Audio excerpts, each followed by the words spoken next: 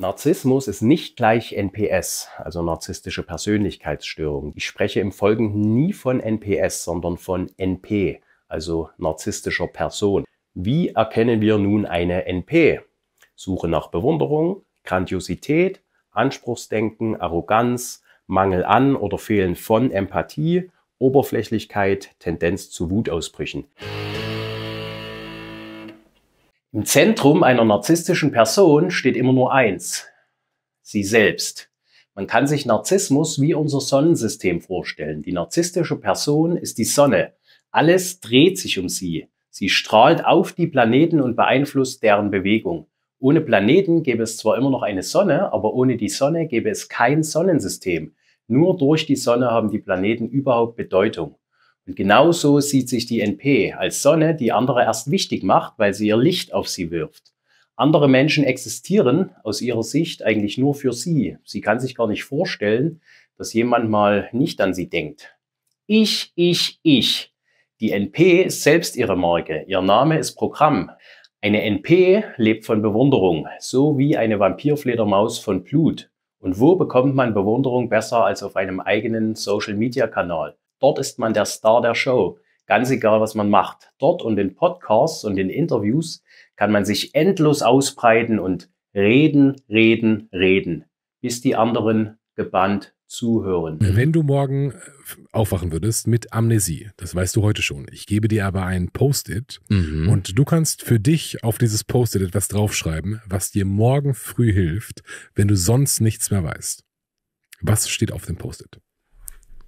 Auf dem Post-it wird stehen: Gratuliere, du hattest bis jetzt das beste Leben, freu dich darüber und leb genauso weiter. Was ja gar nicht einmal stimmen würde, aber ich habe eine Amnesie, dass alles, was mit dem ich vielleicht ist noch Struggle, gibt es dann ja nicht mehr. Das heißt, ich würde einfach mich selbst belügen, weil dann, ich merke das bei mir sehr häufig, dass ich viele Dinge, die ich heute mache, aus einer Position mache, aufgrund von Erfahrungen, die, wenn ich sie nicht gemacht hätte, ich heute klüger handeln könnte in vielen Aspekten. Und wenn ich quasi die vergessen könnte, das würde so, es wäre wirklich, also ich würde mich dann immer belügen, das wäre ja wirklich weg. Es sind ja nicht so, okay, du hast jetzt kein Bein mehr und jetzt belügst du dich, dass du doch noch 2 Beine hast. Und das sind ja Erfahrungen, die mein heutiges Verhalten prägen, und das wäre klüger, wenn ich das nicht hatte. So. Und deswegen wäre das das Post-it. Und dann, glaube ich, könnte ich etwas freier in manchen Aspekten handeln. Nice, habe ich 100 Fragen nochmal zu dem Post-it und was das für Erfahrungen waren. Ultra spannend, weil ich habe die Frage, glaube ich, 200 Mal oder so gestellt, noch nicht im Ansatz in die Richtung mal so eine Antwort bekommen. Müssen wir die NP bewundern? Aus ihrer Sicht natürlich, denn sie sieht sich selbst als grandios, als jemand mit einzigartigem Genie. Vergleiche mit Ikonen, die zuerst verlacht oder ignoriert wurden, passen perfekt in dieses Selbstbild.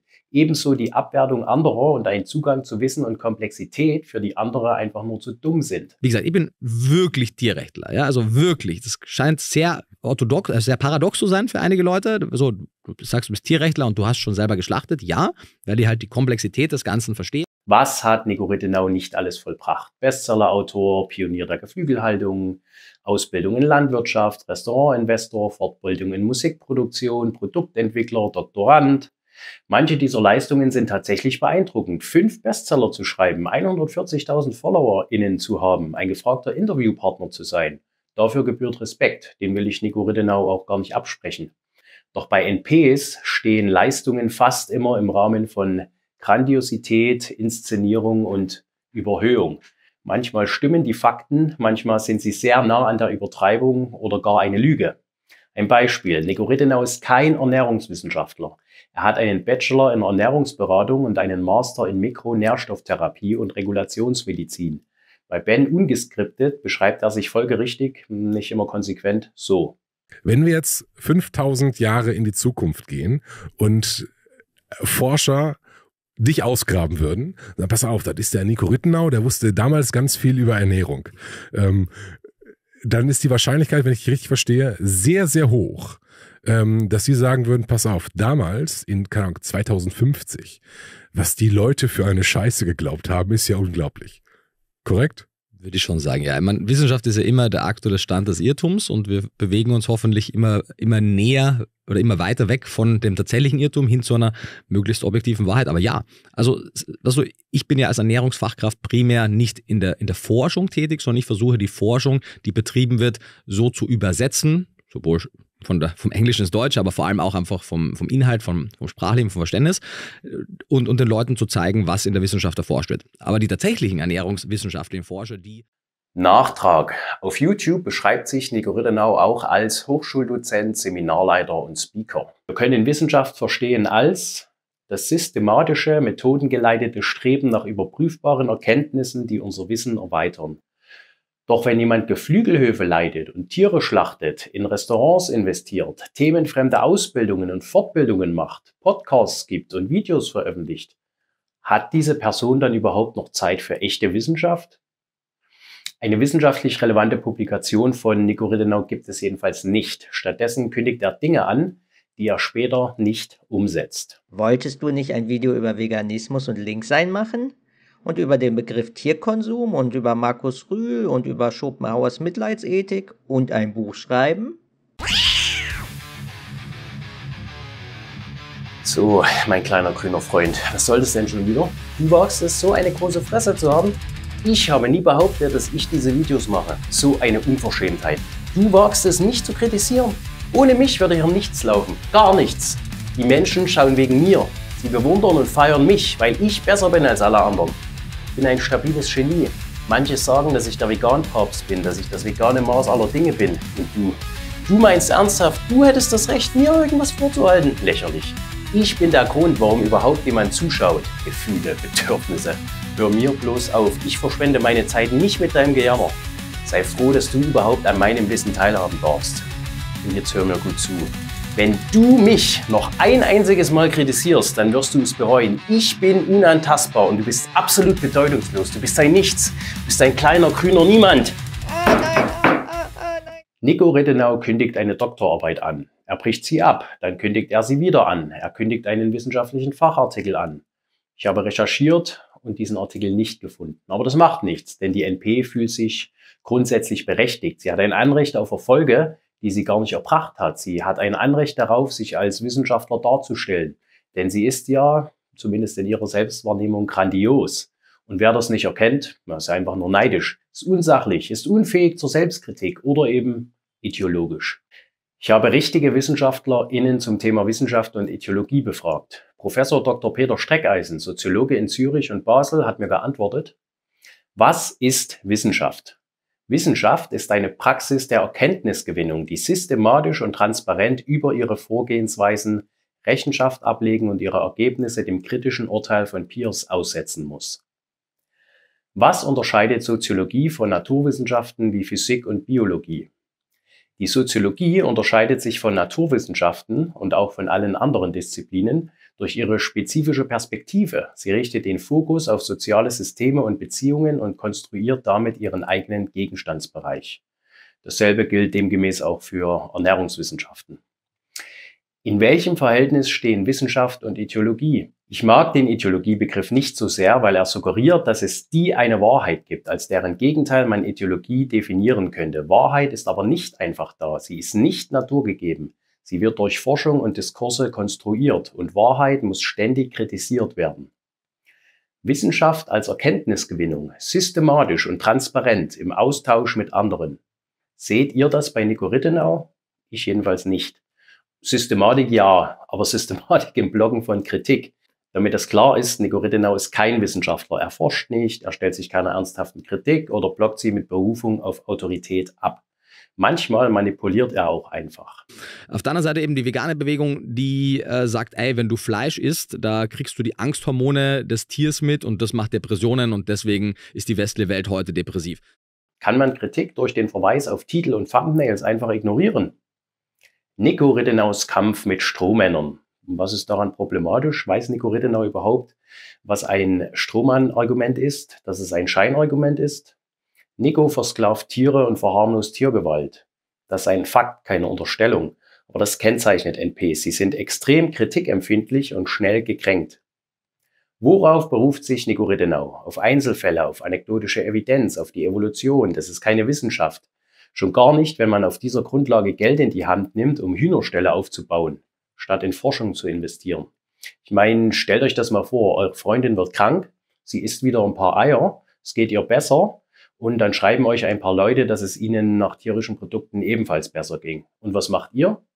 Ihr beginnt eine Ausbildung in Landwirtschaft, ihr steckt Geld in Hühnerhöfe Und dann setzt ihr euch in Podcasts und wettert gegen angeblich ideologisch verblendete Veganer. Ihr sucht nicht den Austausch mit ErnährungswissenschaftlerInnen. Ihr investiert nicht in Studien, um zu überprüfen, ob eure Behauptungen stimmen. Nein, ihr schlachtet auf Verdacht einfach mal Hühner. Das ist dreist. Das ist eine echte Beleidigung für echte Wissenschaft. Beruhig dich, Tobias. Wo ist deine philosophische Besonnenheit? Die geht flöten, wenn jemand den Ideologievorwurf bringt. Ich meine, das ist so billig. Man kann immer andere als ideologisch brandmarken, aber damit zeigt man nur, dass man keine Ahnung hat, was Ideologie bedeutet. Roberta Correa, Forscherin in der Biomedizin mit über 10 Jahren Erfahrung, meint, Wissenschaft ist die Kunst, kluge Fragen zu stellen, um zu experimentieren und zu beobachten, um etwas als richtig oder falsch zu beweisen. Diese Fragen sind aber immer abhängig von der Beobachtungsperspektive und damit voreingenommen. Voreingenommen, also ideologisch. Was ist Ideologie? Durch Wünsche, Bedürfnisse und Interessen verzerrtes, illusionäres Denken. Ein Ideen- und Wertsystem, eine Weltanschauung, ein soziopolitisches Programm. Definitiv falsches Bewusstsein weltanschaulicher oder soziopolitischer Art. Die Vermittlung bestimmter Weltbilder durch Institutionen, die dazu führen, dass man sich in eine bestimmte Gesellschaftsform einfügt. Lass das mal sacken, besonders den ersten Punkt. Durch bestimmte Wünsche, Bedürfnisse, Interessen verzerrtes, illusionäres Denken. Ist es bei Nico Rittenau nicht der Fall? Also für mich ist er der ideologische Mensch schlechthin. Er hat Angst. Angst, durch vegane Ernährung nicht optimiert zu sein. Und diese Angst ist nichts anderes als ideologische Selbstoptimierung, die Effizienz bis in die letzte Zelle hinein fordert und rücksichtslos das eigene Ich über andere stellt. Manche werfen mir vor, ich würde psychologisieren. Das stimmt aber nicht. Ich betreibe Ideologiekritik. Wenn ich psychologisieren würde, dann würde ich über Nico Rittenaus Kindheit spekulieren, über sein Privatleben, über mögliche Traumata, über das Verhältnis zu seinen Eltern. Aber das mache ich nicht. Ich kritisiere sein Verhalten und seine Äußerungen. Und Psychologie ist dabei nur ein möglicher Zugang. Ich meine, in der veganen Bewegung ist das ja auch längst gang und gäbe. Karnismus, Fleischparadoxon, kognitive Verzerrung, alles psychologische Erkenntnisse. Zurück zur Ideologie. Ist Veganismus eine Ideologie? Ja, aber eine lebensbejahende Ideologie. Veganismus bejaht das Lebensrecht anderer empfindungsfähiger Individuen. Ist Tierkonsum eine Ideologie? Ja, aber eine lebensverneinende Ideologie. Der Tierkonsum basiert auf Blut, Knochen und Gedärmen. Er spricht empfindungsfähigen Lebewesen ihr Daseinsrecht ab. Deshalb müssen wir ihn überwinden. Bleibt ideologiekritisch und freut euch auf den dritten Teil. Da schauen wir uns die restlichen Kriterien einer NP an und wagen einen Exkurs in die Ethik.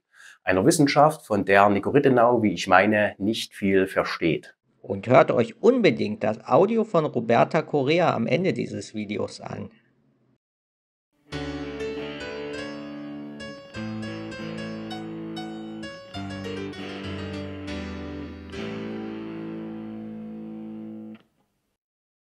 Es ist keine so einfache Sache mit Gleichsetzungen. Zum Beispiel der Vergleich von narzisstischen Personen, von toxischen Personen allgemein mit zum Beispiel Blutegeln oder Zecken.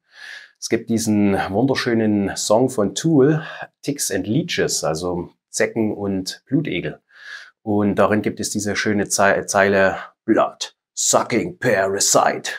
Und das Problem ist, dass das natürlich dann immer so eine Herabwürdigung von Tieren impliziert. Was ist denn eure Meinung dazu? Kann man das irgendwie umgehen? Gibt es da bessere Metaphern, die man verwenden könnte? Ich meine, es passt ja. Narzisstische Personen saugen andere Personen aus. Und das ist wirklich höchst problematisch. Noch etwas in eigener Angelegenheit. Ihr wisst ja vielleicht, dass Olli mit Nachnamen Hahn heißt. Und jetzt ist es so, dass Nico Rittenau Hühner schlachtet und explizit Hähne auch als Bastarde bezeichnet hat. Das heißt, Nico Rittenau hat hier eigentlich so eine persönliche Ebene aufgemacht, auf der auch Olli natürlich reagieren muss als Hahn.